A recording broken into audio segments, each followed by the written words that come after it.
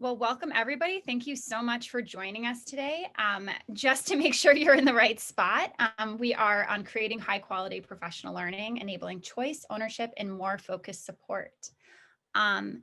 We will be doing some introductions in a second, but I just want to show this slide. Also, there's a bit.ly at the bottom that you can log on to that will have a bunch of clickable resources that we'll be using during this session. So please make sure to get on that bit.ly. And if you have any problems, please just chat us so you can make sure. It should be open. I tested it this morning.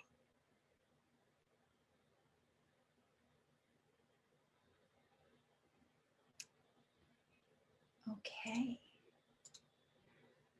So I'm going to jump in here. I always like to start with a quick poll because this really helps us to understand why you joined us today. So why are you here? What challenge are you currently facing around PD? We know there's a lot of challenges, so maybe just one that's really pressing at this moment. You can either respond via the poll online, or you can text TLA poll. So I'll let everybody do that right now.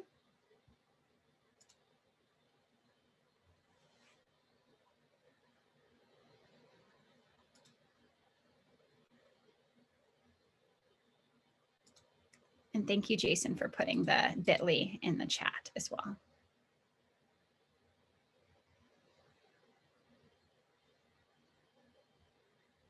Autumn, there are 20 people in the waiting room. I guess I can just admit them all. There we go.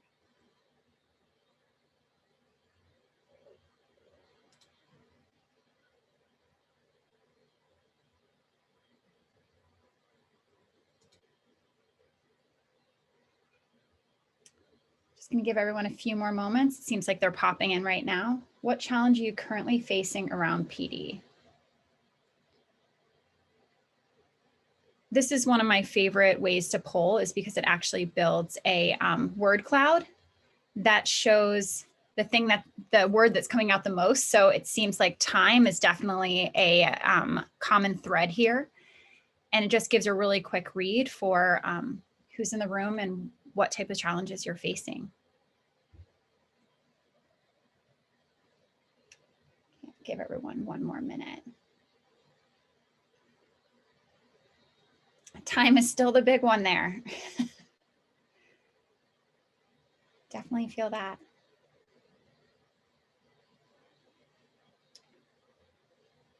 Okay, so as you're looking at some of these challenges, I'm sure some of them resonate more than others. Some of them just definitely jump out to you. We have like burnout, differentiating, how to personalize, how engagement, expertise, overextended. So we're going to be hitting on a lot of these things today, both from like a research lens, but also with like, how do you actually take that research and put it into action to really support educators where they are when they need it. And the session objectives today. These are the ones that you saw before joining. So first is learn about key research-based quality drivers that support effective learning. So we're going to be thinking about like, what are those key quality drivers that enable adults to learn both effectively and be engaged in the learning experience. The second is specific strategies used by districts that bring in choice around path, pace, and even content. And we have two wonderful people that will introduce themselves in a moment from two districts as well. And then the big thing here is we're going to explore concrete strategies and resources so that you can pick them up and use them immediately. So our agenda, there is a slight iteration to the agenda, just a little bit. So we were hoping to do breakout groups. Unfortunately, we are not able to do that today. So we took a very quick pivot. So apologies for like the little late entry into our session. We did a quick change. We're going to warm up and welcome, then really sharing with you what we know about key quality drivers in the research base. And then we're going to be still doing a jigsaw share to share a little deeper into each of these components. And then we're going to actually go quite deep into our two districts and some concrete resources they're using to effectively engage all of their educators and support them during this time. And then closing with comments and questions. So who are we? I always like to use pictures that aren't me because I think my kids are cuter than me. So this is my two children here. And actually, I'm going to add the closed caption to help everyone during this. Use my pointer. These are my two daughters. My name is Juliana Finnegan. I'm a managing partner at the Learning Accelerator focused on practitioner learning. I have a background. I was a high school chemistry 8th grade science teacher for 10 years at Title I schools, and then moved over to curriculum design and working for TLA and really trying to make sure that educators and leaders get the resources they need when they need them. I will hand it over to Beth. Hi, everyone. My name is Beth Rabbit. I'm the Chief Executive Officer of the Learning Accelerator. These are my two children who just started hybrid learning in Portland, Maine last week. I have spent the last 8 years at the Learning Accelerator, originally as a partner on our team, explicitly focused on how we could build more personalized, effective professional learning structures for the adults across this country that were asking to change practice and innovate as they put more personalized, student-centered models to teaching and learning in place. And prior to that was actually completing my doctoral research on the same topic. So I'm hugely passionate about this work and the work that I imagine you all are doing, trying to support teachers and other folks in student-facing roles as we try to respond to what is a pretty challenging moment in education. So thank you so much for joining. I'll hand it to Kristen. Hi, my name is Kristen Watkins. I serve as the Director of Personalized Learning in Dallas ISD. I have been working in Dallas ISD for 12 years, and this is our 7th year on our pursuit for personalization. And on to Erica. Hi, everyone. Erica Baker, Director of Personalized Learning for Chicago Public Schools. I've been in this role for 3 years now. Prior to that, I was a principal at a personalized learning school, a former teacher and Montessori director and coach. And so really excited to share any insights that we've learned along the way. Awesome. Thank you. So now I'm going to hand it over to Beth. For those of you wondering about what the Learning Accelerator is, we're a national nonprofit, and we envision a world in which each student receives an effective, engaging, and equitable education, an education that allows them to reach their full and unique potential. Now, next slide, please. Folks often said, yeah, but what does that mean? So we try to learn alongside educators and support schools and districts, trying to create educational experiences that are personalized to every student's unique needs, strengths, and interests, that are focused on mastery of learning, not just minutes in seats, or in today's world, like moments on a computer, and that learning that acknowledges, understands, and comprehensively develops the whole child. So not just the academic side of kids, but also their social, emotional, physical, mental well-being as well. Next slide. I want to acknowledge this vision isn't new at all. In fact, we know many of you on the phone have probably been pursuing it as educators in your classrooms for quite a while. However, almost everyone who has spent time in classroom trying to make this a reality every minute of every day knows it's really hard. And further, for those of us working on this during the COVID-19 pandemic, we know it's perhaps even more vital than it's ever been to understand and engage effectively every single kid where they are and where they need to be. We believe it's going to take new ways of working with each other, with tools, with technology, to make this vision possible for every learner in every school in this country. Our work is about making this potential practical and possible for anyone, not requiring superheroes or extremely different resources, but in fact, ensuring that any teacher anywhere has the knowledge, networks, and tools that they need to make this possible. Our role is that of a learning engine. So we work alongside educators and the people who support them, teachers, school system leaders, professional service providers, to capture knowledge about what teachers are doing in response to their efforts to solve gnarly challenges. We try to do sense making and create new tools and resources. We foster communities to connect the great work that's happening, both to help people learn more quickly together, but also to have spaces where we can grapple with and really go after collective challenges. And we try to really build the collective capacity of the sector to share. I believe, and my team believes, that every ounce of knowledge that is needed to improve public education is a public good. It should be openly available. And we do all of this to ensure equitable access to the knowledge that we need and the tools we need to support efficient and effective adoption and create ways for us to learn together. The way that we approach our work is that first off, and very much centered in our own experiences as educators, is that the solutions to the problems that we are seeking to solve actually reside in the work that folks like you all do daily. There's no, for us, it really comes from a standpoint of really understanding like theory as our aspiration, but really understanding the practical challenges and experiences folks are facing in classrooms and the benefits that that brings. Again, everything we do is actually open, so we don't charge any users for access to our resources. And finally, we're all about, we know that this work is hard, but we also want to acknowledge those what we call high-fiveable moments, those moments of understanding, of learning, of the igniting of the light that come in our work as educators daily. I'm going to turn it back over to Juliana. Yes, and apologies that I'm multitasking. I'm letting people in as well while presenting. So if you have somebody in the waiting room, we are getting to them as soon as possible. So why you're here today. So the big PD challenge here is that educators, as you know, are trying to adapt very quickly to the new normal in many ways.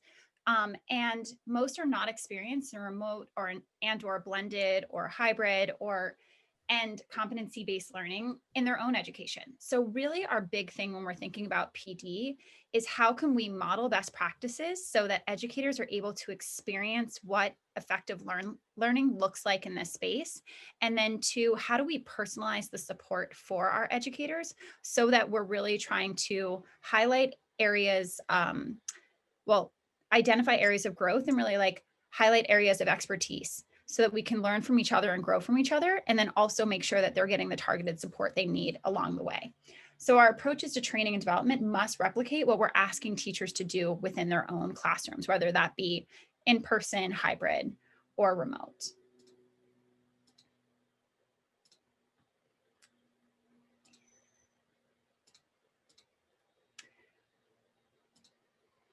So what is good adult learning? We're going to be going into a little bit of like what we see as good adult learning here based on a framework. Now, before I jump into it, it will seem a little overwhelming. None of these terms are new terms. We actually did a research study a year ago, August, on what is effective asynchronous learning for adults. And at the time, it seemed kind of like, oh, okay, this is really interesting. And now it's extremely resonant to how we're working with our educators. So I'm going to jump into that right now. So in the chat, please share one of the following. One way you learn best, one platform you've had success learning on and why, and one of your favorite online learning experiences. So this can be anything. This does not need to be educator PD focused, but any place that you've learned, whether it's a fitness app or a platform. So any place that you learn best. So I'm going to have everybody share that in the chat now.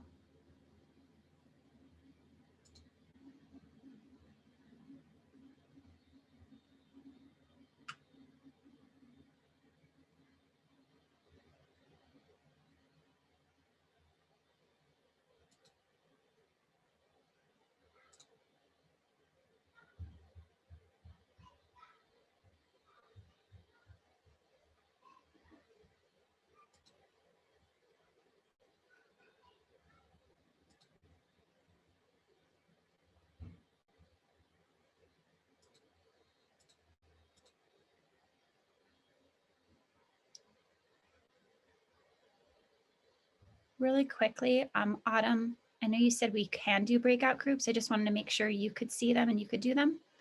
I still don't see them on my screen.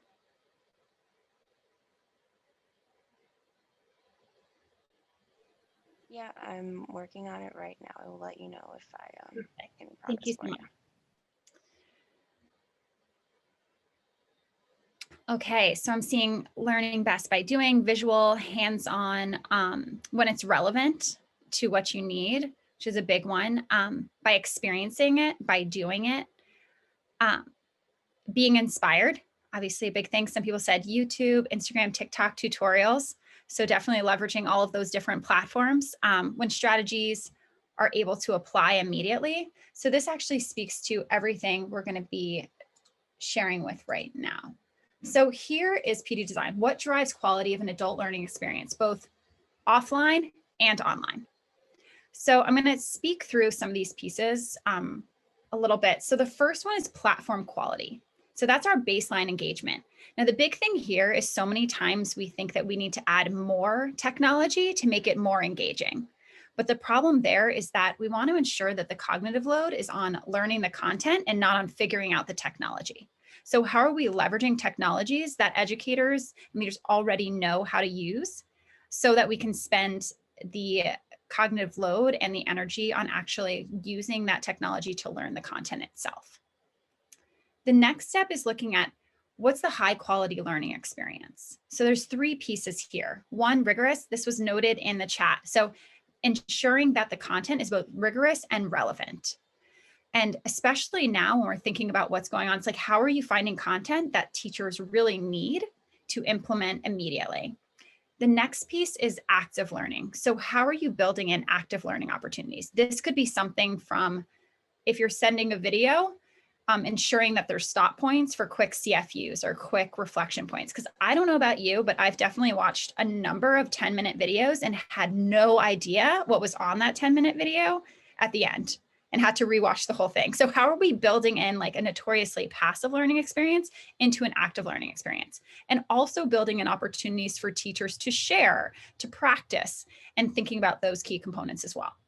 And the next piece is mastery-based learning. As we know, educators, students, we don't usually learn something the first time. So how are we spiraling back to different content, building in content together so we add in multiple touch points, and then also thinking through an educator's progression, much like we do for students, of how are they going to master the content and now what are they moving on to? And how are we building that experience both in an engaging and in a collaborative manner? And then the top 2 points. These are kind of like, I like saying the icing on the cake, but like, I don't know about you, but I think there always should be icing. So it has to have, this is the motivating deep commitment factors. So when we did our research, one of the big things is, if you know anyone who has a Peloton, they don't stop talking about their Peloton, right? Like they're obsessed. It's like everyone is smiling because Kristen has one. Beth is on the app with us.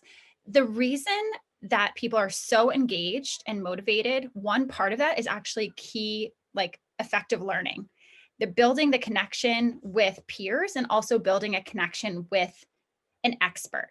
So how are we building in those same types of experiences with our educators within our PD system? So like building those partnerships with each other so that they can grow together and they can push each other, and also ensuring that they have a connection point with an expert, somebody that they can lean on to learn for support and things like that.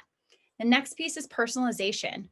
The big part there is, how are you setting meaningful milestones? How are you personalizing the content around interests? And then how are you also thinking through what exactly each educator needs and how they can build a progression to get there? So how is it personalized to them? And you're going to hear a lot about this within our different jigsaws. So this is kind of the anchoring mechanism when you're building these PD experiences, thinking through all of these pieces. Now, you don't have to have all of these in every single part, but how are you sprinkling in each part in order to enable effective learning for our educators?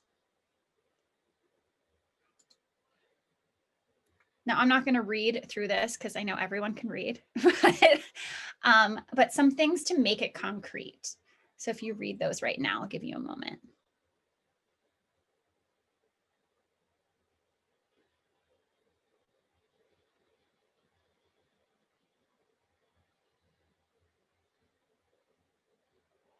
So these are just things to ask yourself when thinking about the different key quality drivers and how you can apply them to your own PD system.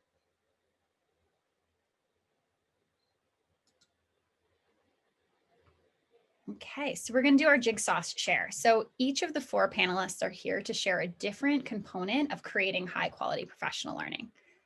The first one is going to be Beth, giving us understanding how tools can support these quality remote adult learning. Hi, everyone. First breakout room, some of you might be actually thinking about what are the tools that I am thinking about selecting or building these experiences on. Want to call out that actually, so we've presented this framework as a way of, it is primarily driven by a review of the general teaching improvement base, but also on what we've learned about online in-service professional development.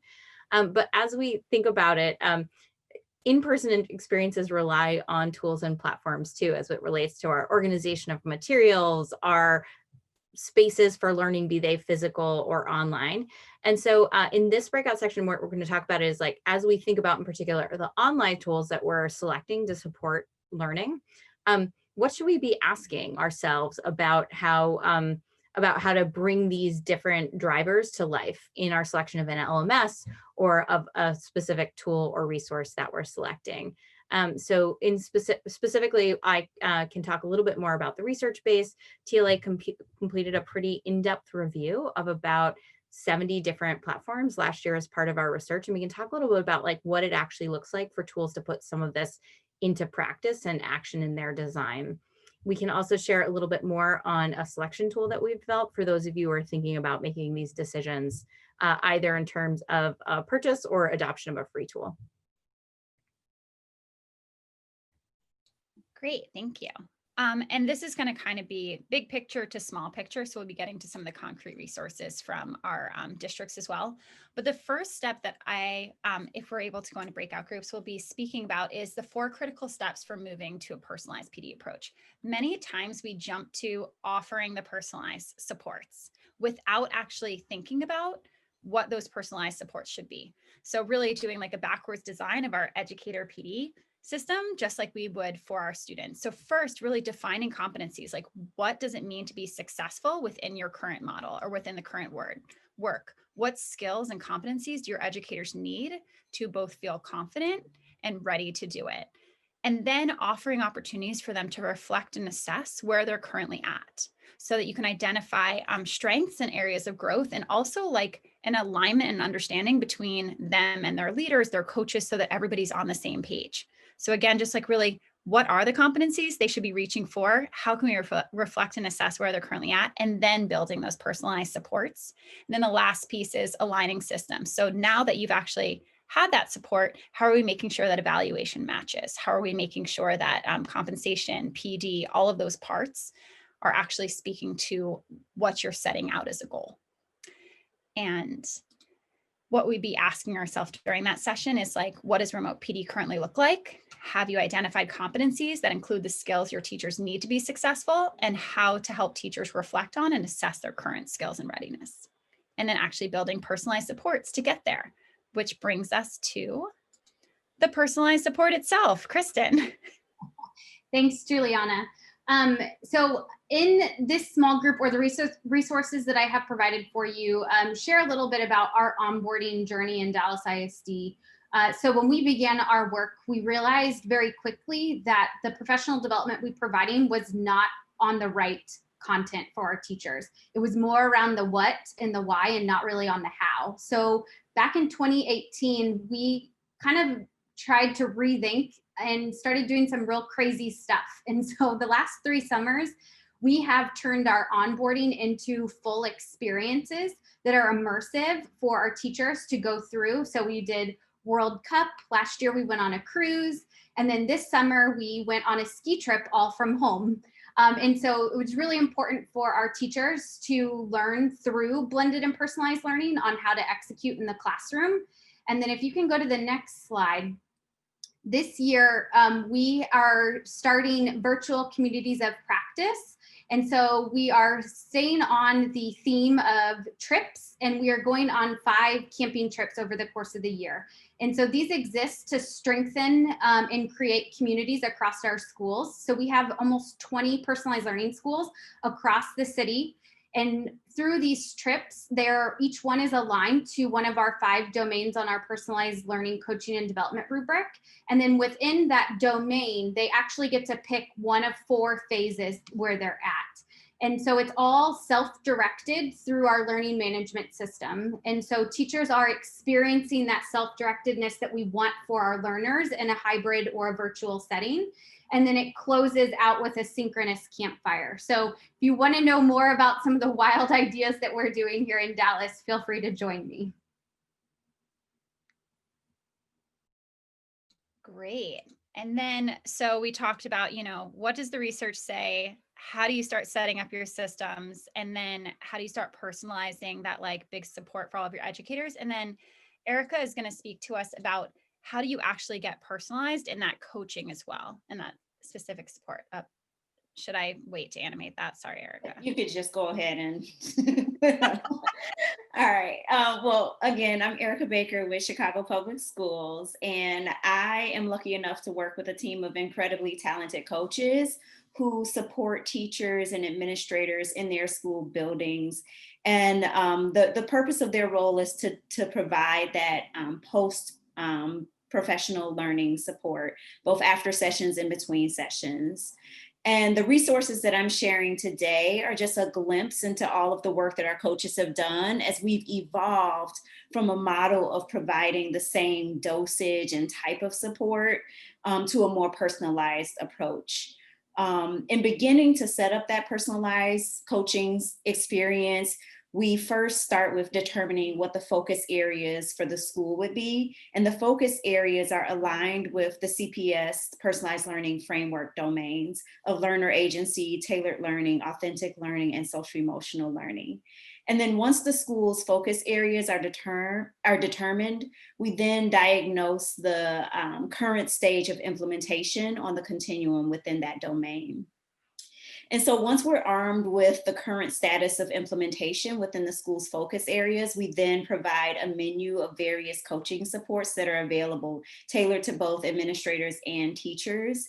And then once those coaching supports have been determined, we then work with our coaches to select their coaching topics, set goals, and create their individualized learning plan. So in the personalized coaching breakout session, I'll share some of the tools that we use to facilitate this process.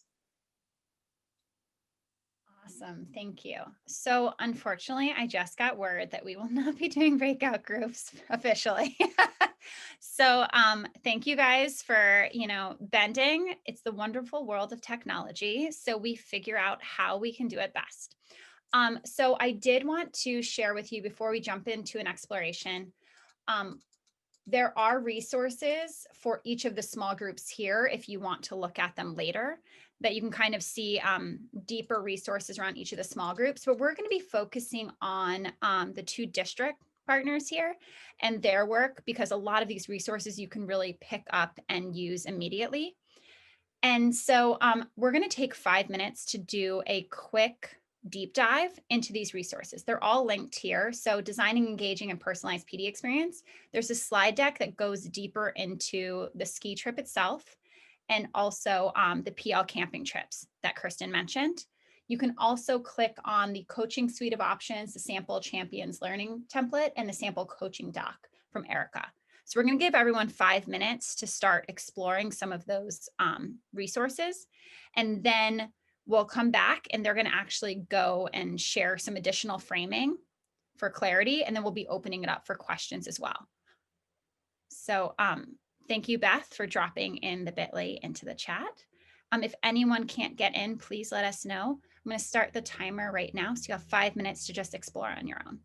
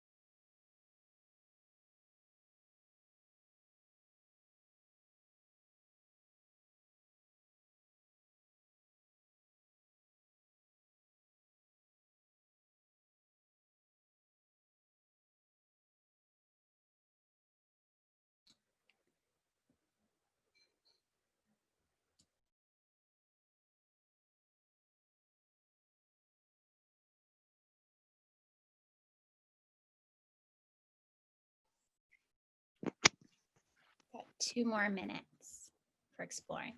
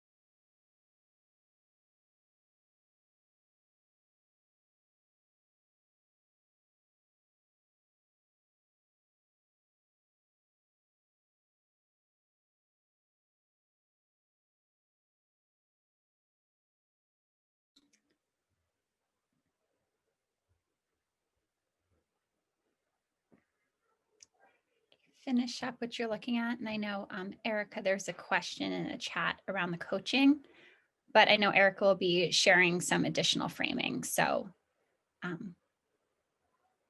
we will be adding to that as well. But feel free to keep adding questions and I'm just collecting those as we go as well.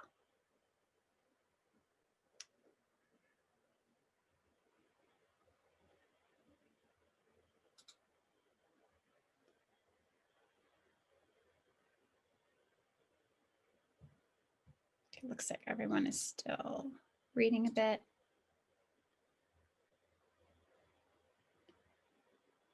Does everyone want 1 more minute? Are we good? Okay. Kristen, I'm going to stop sharing so that you can share.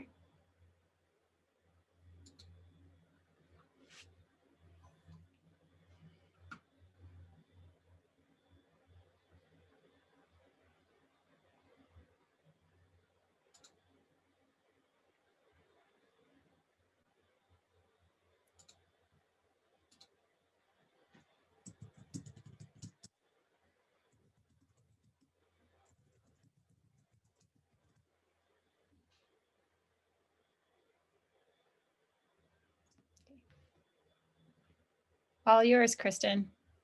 Okay, thanks, Juliana. All right, so since I already spoke a little bit about the camping trips in the first couple minutes, I'm going to walk you through in the next 4.5 minutes, just a quick overview of the PL ski trip. And wanted to just first start by being super transparent about our goals for this 3-day workshop. And so, like I've already kind of mentioned, a lot of the PD that we provide, we want to be about an experience through blended and personalized learning. And for us, this was all done virtually to make new connections. So this was an onboarding experience or a trip, but we also have our veteran teachers returning because they don't want to miss anything. And then I think most importantly was to spark joy in what we do and then to strengthen those connections across campus teams.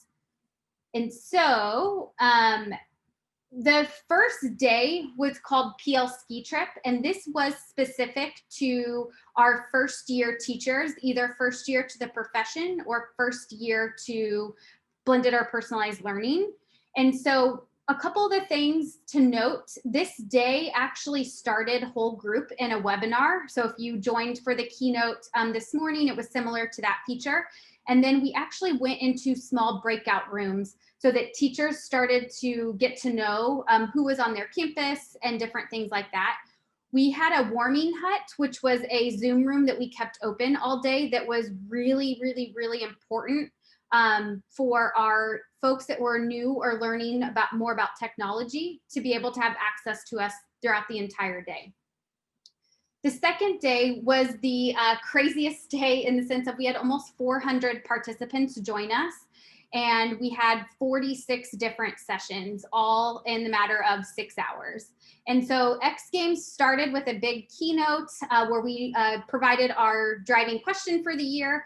And then teachers got to pick and go into sessions that resonated with what they wanted to work on in the classroom. And so what you see here, this is the exact same communication that we sent out to our teachers, but where they had every chunk of the day, there were 45 minutes. And then they got to pick either if they wanted to learn in a synchronous setting, so live via Zoom, or if they wanted to learn self-paced through Schoology. And so we actually had 8 different sessions for classroom culture. And then you'll also note, playing on the ski theme, so if you are an avid skier, snowboarder, you notice that the trails are marked them for our folks to know that the green sessions were for newer teachers, and then they wanted more of a challenge to get on the blue or the black diamonds. And then just to go through, day 3 was a really powerful day. And this is where teachers actually connected with student or teachers that were in their grade level band. So we had all of our kindergarten teachers in one Zoom, first grade, second, and so on, all the way up to 12th grade.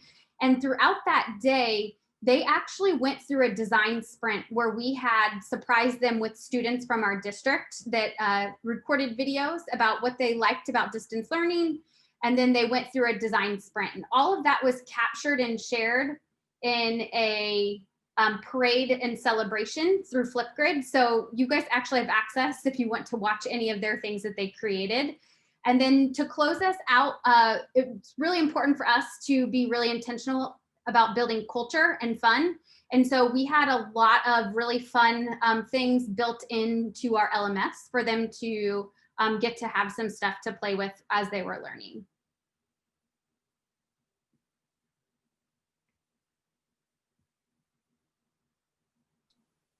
Awesome. Thank you so much, Kristen. Now I'm going to bring in Erica to give some additional framing to the coaching documents, and then we'll be offering up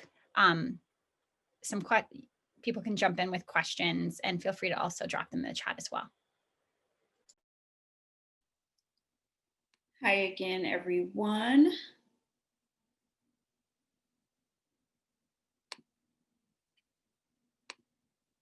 Okay, so I'm going to just voice over a couple of the tools that we use in order to personalize the coaching experience. The first tool that I'm sharing is, I kind of talked about this a bit, but it is what we use when we are sitting down with the principals to determine what is the just right supports for coaching. And again, we start with like understanding what is that school's focus area based on our personalized learning framework and domain. And then we do some assessing of what is the current state of implementation using our framework continuum. And then we also outline like what are the different expectations for different groups of teachers within that school, and expectations for the administrative team to ensure that we have everything here in one place. And then once we've voiced over what the different expectations are, then we go through our menu of coaching supports. What are the different support structures that are available to each of those different groups, whether it be a biweekly one-to-one meeting, a monthly meeting, for our coaches to join network meetings, for us to assist them in facilitating professional learning at the school or PLCs, if it's to connect them with other principals who have similar goals. And so we think about what are the different support structures that that school would benefit from, and then here are the different topics that we can support them around. All of this too is like flexible in that if a administrator surfaces a different need, we will then add that to our range, but this is kind of where we start with. And then also, after determining what the administrators need, then from their perspective, we try to understand what do they need for supporting their teachers. Is that co-planning their team meetings? Is that coming to already scheduled grade level or instructional leadership team meetings? And then finally, like, here's all the different coaching topics that are available. And again, this is flexible and can be changed as needs surface at the different schools. But this is kind of that first step in terms of level setting with the school. What are the different supports that different groups of teachers need at the school? Another tool that I shared with you guys is an example of a learning plan for one of those groups. And so this is the learning plan of a champion. So a champion at our schools is like a teacher leader. And so in that role, we just put what are the different purposes in that role and what do we want them to accomplish for the school year? And then the champion gets to identify how will they fulfill that purpose. And like these choices here are all of the different supports that we offer through our office.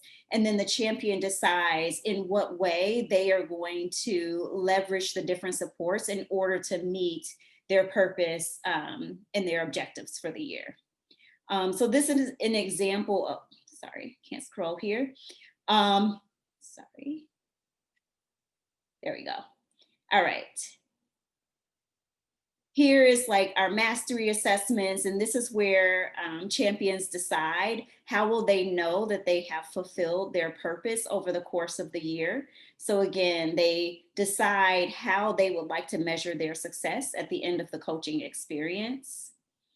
And then this is just kind of like timeline and resources for them as they go through filling out this template alongside their coach. And then the final tool that I shared with you is the like a sample template of how we capture notes during that coaching session, during the individual coaching sessions. And so depending on who the teacher is, we capture what their school vision is, and then also the teacher's vision and their why, and then their long-term goals. And then for each of the different learning cycles, we have them capture what's happening in their classroom, what are the notes, what are the next steps prior to the next session. If the coach did a classroom visit, these would be the notes from that visit, and the reflection on that visit is captured here. And this tool is really just to capture and have a running record of all of the conversations and the progress that has been made from coaching session to coaching session and in between professional learning sessions.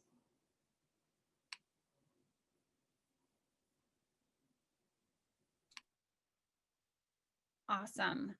Thank you guys so much for sharing that. As you noticed with both of their presentations, it's kind of spirals back to the title of this session, which is creating, you know, those opportunities for choice and ownership, and also really focused support. And it also speaks back to and spirals back to those research key quality drivers. So how are we building in, you know, those opportunities for personalization, empowerment, connection, mastery-based learning, both from like the full competency side and also like that really focused support. When looking at Erica's piece, you know, how do you build those relationships to offer focused support in an empowering way that feels like a partnership as well? So really trying to say like, this is where I was at and this is where I hope to be. So what I'd love to do now is open up to some questions. So if anyone has any questions, the way we're going to do it is just unmute yourself, turn on your video so we can see your lovely face. And you can ask a question to Kristen or Erica about going deeper into any of those pieces.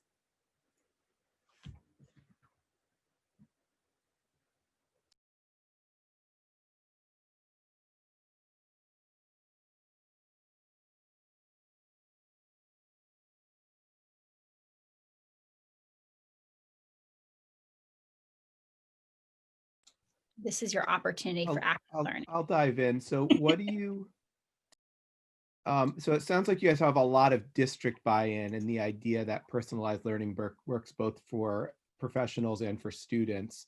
And so I'm hoping that means that all this cool stuff you're doing actually trickles down to how you interact with students. But what do you do when you have your 15-year in career teacher who just doesn't get it and doesn't like it? Like, do you just have to like can you ever bring them along? Do you just have like this batch of 10 teachers that you're just like, you know what, they're going to retire in 5 years, we're not even going to spend time, we'll just do whatever with, like, how do you deal with that, and what does that do to the culture around them, and how do you handle that? And the question's kind of open to both of you, so Erica, or I forgot the name of the other person, embarrassingly.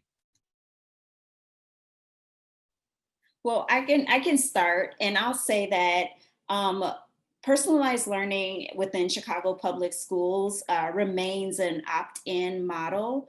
And so schools opt into creating personalized learning experiences. However, and that opt-in involves like parent focus groups, student focus groups, teacher focus groups, all before making the decision to come to personalized learning. However, even within those schools, there are groups of teachers who are more resistant to change. And so the approach that we have typically taken is starting with the Coalition of the Willing, and offering professional learning and support and coaching to those teachers. And we start with small cohorts of teachers. And initially it starts with that cohort of the willing.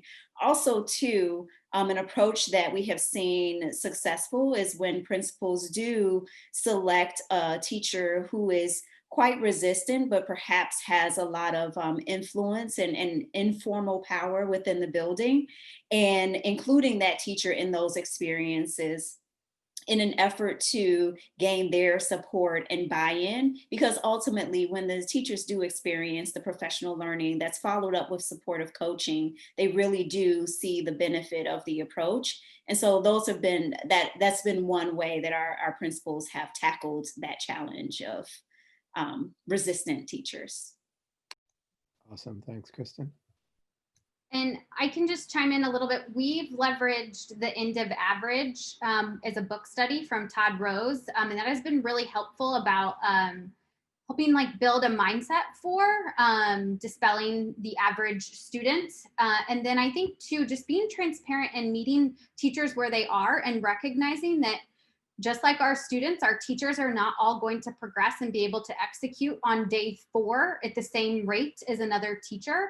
And so really making sure that you're meeting them where they are and asking them what matters most in their classroom, and making sure that you're coming in alongside your teacher versus saying, this is the exact way that you must execute, or whatever it might be.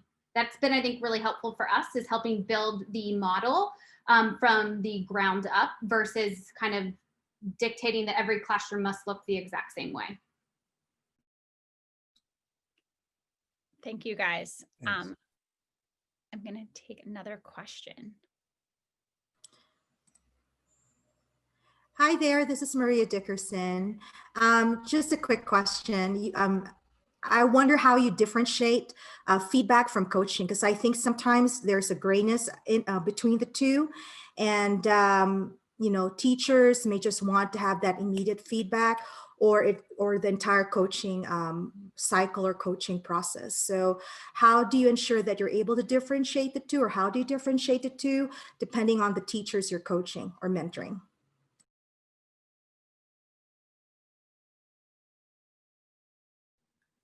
I can answer that real quick, Erica, if you want me to, and then you chime in. So our team, we work alongside our school leaders and our leadership team. And so we are really intentional about first asking our teachers what they're working on. So many of our teachers have learner profiles where they share with our team as well as their leadership. So we are all on the same page about what they're working on and their goals that they have in their space. And so when we deliver feedback to those teachers, we first norm and check in with administrators so that we don't come in from left field and like suggest something else, but that we're all in line, so that our teachers are getting a consistent message, and so that that feedback is really meaningful. And it's not like at the end of the week, I've got feedback from like 5 different places, but it's all in one thread. And I'll chime in here as well. We follow a differentiated coaching model, and we kind of categorize our teachers in 4 different ways, from enthusiastic beginners to capable but cautious, peak performers, and disillusioned learners. And based on how we have interacted with that teacher and have determined based on the task what category they fall in, that is how they're coaching. That's how we determine the coaching approach. So for example, an enthusiastic beginner is someone who has low skill, but a tremendous amount of will. And those are the teachers where we can be a bit more directive and provide like explicit, next steps. Whereas we have our peak performers, they just really need a thought partner and understanding that, I have this idea, I want to move forward with it, but they just really need a thought partner to help them refine their ideas. And so really depending on the type of teacher that you have in front of you, along with the task that they're being asked to do, we categorize them in that way, understanding that though we may have a peak performer in one area, they feel very much like a capable but cautious in a different area. I appreciate you both, ladies. Thank you. You've answered my question. Thank you guys so much for all of your feedback there. And I saw some people were sharing thoughts in the chat as well. And I think one thing that was brought out with like how to bring in learners who maybe are like a little bit cautious is also celebrating some of the ways that they may be personalizing within their own context that they have no idea. When I was working with some of my colleagues, they'd be like, oh, I don't do blended learning. And I was like, okay, so let's talk about what you do. And they're like, oh, well, I figure out data on my students. And then like I build in different engaging experiences based on that data. And I was like, so, you're actually doing a lot of this without naming it. And so how can we celebrate those wins and kind of build buy-in that way as well? So that kind of looking at it from a evolution, not revolution. We're not trying to change everything. We're trying to highlight some of those bright spots and like really do them more effectively.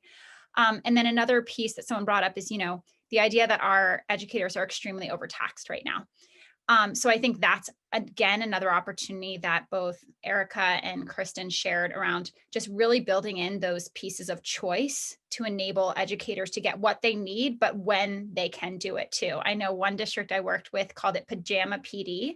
So like get your wine and sit on your couch and like do it when you can, when the kids are asleep, but really trying to make sure that we're building in opportunities so that educators are able to still get that support without it maybe having to be added on to their normal day, or really giving them opportunities to pick their pace, place, and the content they're learning. So I know we have like 3 minutes. And one thing that I always like to end a presentation with, well, first off, thank you to Kristen and Erica for sharing all of your wonderful expertise, resources, and everything in between. But I like to really hearing all of that. A lot of times we go to sessions and we're like, oh, I'm super excited to do this tomorrow. And then like life happens, right? So really trying to nail down one thing that you want to do either today, next week, next month. So like, I want to look at this resource more, or I want to figure out how I can implement this, or I want to build competencies with my team to start thinking through what pieces. And I know Kristen didn't share much about the competencies at Dallas, but if you click on her rubric, you'll be able to actually see how they break down their competencies into multiple phases as well. So I think that's you can pick up and go. So if you can, in the chat, say one thing you promise to do by next week, next month around PD. And then also there is a 1-minute poll that you can click on as well into the chat for Aurora. And I just wanted to say thank you again for being super flexible on a Monday morning. I know I'm in Seattle, so it's like morning-ish, but it's in the afternoon for some others. But I really appreciate your time joining, participating, and just being flexible. And I think this again shows how you build an engaging remote experience for others. And even we have almost 120 folks joining today, and really trying to fill those personalized needs as well. And all the resources that we're going to be in the small groups with Beth and I are also on the links, and feel free to reach out to us via Twitter, or my email is also included in here. And I also included an appendix with free resources around remote and pro bono coaching as well. So if you have some challenges as a leader or a system, you can join in our Always Ready for Learning pro bono coaching network. And then we also have started building a ton of resources around how to go in person safely. So feel free to explore these as well. But just wanted to make sure to add some extra resources for you all. So thank you.